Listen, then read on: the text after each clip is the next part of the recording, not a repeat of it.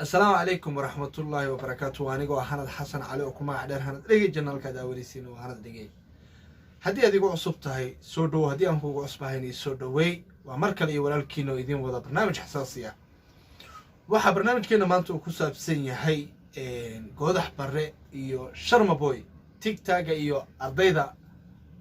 مجالة مقدشو waxaan ognahay horta inay dadka magaalada Muqdisho ku nool intooda badan ardayda ay dhaceen sababa ay dadku ugu aaneeyeen in uu yahay TikTok tambo wax la dhahayo aan markaas anigu aqoonin iyo Sharma Boy hesiisa dadku ay challenge ka dhigeen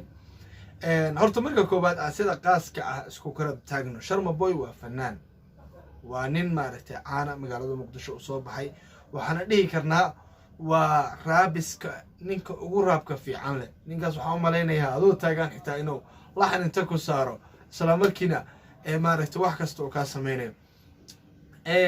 waa qiyaasi kartaa magaalada Muqdisho inta badan ardayda wax barato waxay ka badan yihiin 50,000 hadaan qiyaaso laakiin hadda dadku waxay dhaheen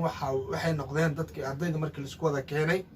34,000 waxaana dhacday 8,000 taasi macnaheedu waxay tahay kunkiiba waxa ka dhacayay boqolkiiba waxa ka dhacay laba qof oo sidaan jeclaa markii aan qiyaaso dhicitaankuna wax eeba maahan waxa laga yaabaa galaaskii oo dhan in laba qofood ay ka dhacdo galaas oo dhan hadii laba qofood ka dhacdana waa wax iska caadi la soo wada arki jiray wax sidaas loo buubuuniyo maahan dadka goboladan waxaan isleeyahay qadkii aan si fiican u gaarino TikTok-gaas lacag ku daawadaan badan aysan haysan sidaas daraadeedna waxa meesha ka imaada dadaal goodax baran waxa dhihi lahaa wuxuu dhahay si kaftana waa dadku ugu soo qorayeen Sharma Boy heesaada soo baday anna waxa balana dadka dhacay inaan badiye okay sida aan ogna horta ardayda way inay dadaalaan examka inta la gelin koox waxa la siiyaa waqti free oo muraajacada ka dambeeyo muraajacada markii aad qaadatid kadib waqti free ah helaysaa waxa laga rabaa adiga laftirkaada inaadan ahayn qof markastaba telefoon ku dhagan waa inaad wax barataa hooyada qarashka ka bixisa aabaha qarash waxayna ku aamin weeyeen in la dhaho wiilkaada maanta kaalinta koobaad wadankii dhan u galay hadda wadanka sida hore maahan oo maaragtay wadanka waxa ka bilowday in maaragtay gudoomiye waxbarasho iyo maxaa la dhihi jiray waxyaabo badan oo control ay jiraan waxa laga yaabaa kaalinta koobaad aad gashay xitaa inaad heshid iskuulka qaata sida waaga hore anaga ahaa jirnay waxa waa iska soo baxaysa examkaada iska gala boqolkiiba boqol hadaa keentid xitaa macna ma sameynayso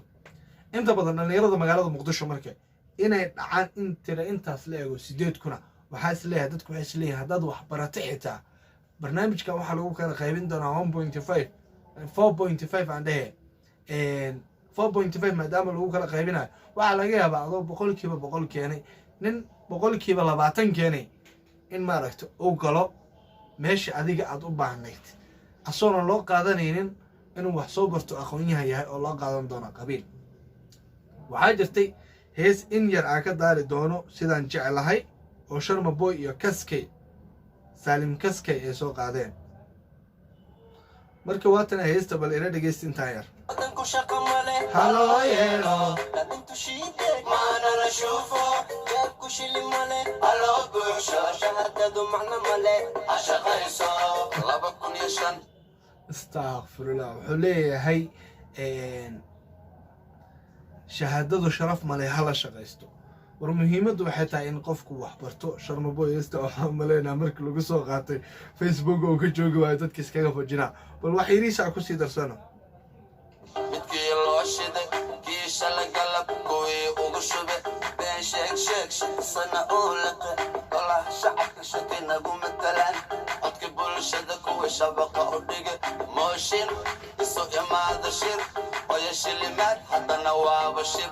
shantan reer hebel shanta kala reer hebel shanta xigta reer hebel waa bashan waba meeshaas waxa ka muuqata barnaamijka aan sheegayo ahay in qabiil shaqada la isku geeyo